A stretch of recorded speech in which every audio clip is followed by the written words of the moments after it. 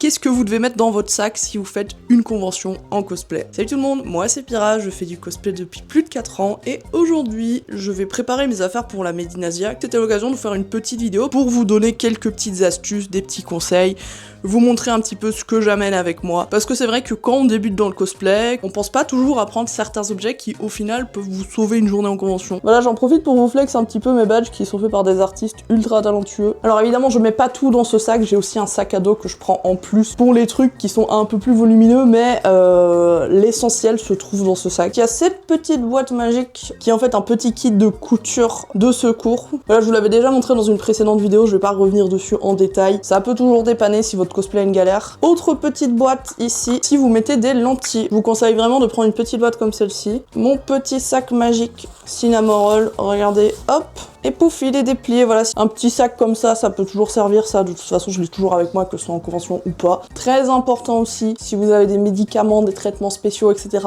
prenez-les absolument. Si comme moi, vous êtes asthmatique, vous prenez votre petit puff, parce que ce serait quand même dommage de finir votre convention à l'infirmerie parce que vous avez fait une crise d'asthme et que vous aviez oublié votre puff. Voilà. Tout ce qui est petits accessoires pour vos cosplays. Voilà, moi par exemple, j'ai une armée de boutons de rechange avec un petit peu de laine parce que vu...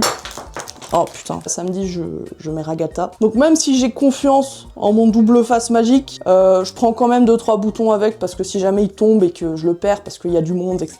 J'en aurai d'autres avec moi. Ça du coup c'est pour mon cosplay du dimanche, c'est pour Connor. C'est la petite LED que je mets sur ici à côté de mon œil. Et alors j'ai même du double face de rechange qui est pile à la bonne taille, donc ça c'est trop bien. Voilà, maintenant je vais juste vous citer quelques trucs que je vais pas vous montrer ici parce qu'ils sont déjà dans mon sac. Je vous parlais des médicaments mais aussi tout ce qui est serviettes de rechange si vous avez vos règles, voilà. La dernière fois, perso, c'est tombé en plein pendant la convention, donc j'avais un peu la haine, mais ça va, cette fois je suis tranquille, donc c'est cool. Mais même si vous en avez pas besoin, bah peut-être que votre pote, justement, aura ses règles qui arrivent pendant la convention, a rien prévu et vous allez lui sauver son cosplay. Vous pouvez aussi prendre des petites épingles, des élastiques de rechange, tout ce qui est évidemment batterie externe pour recharger votre téléphone, moi du coup pour recharger ma caméra aussi.